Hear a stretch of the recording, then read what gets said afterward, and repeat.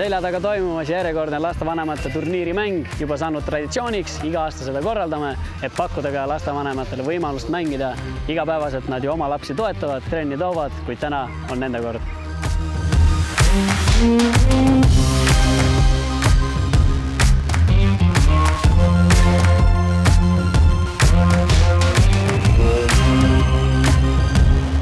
Meie mäng on mängitud, et nüüd läheme vaatame, kuidas siis seda professionaalid ka teevad.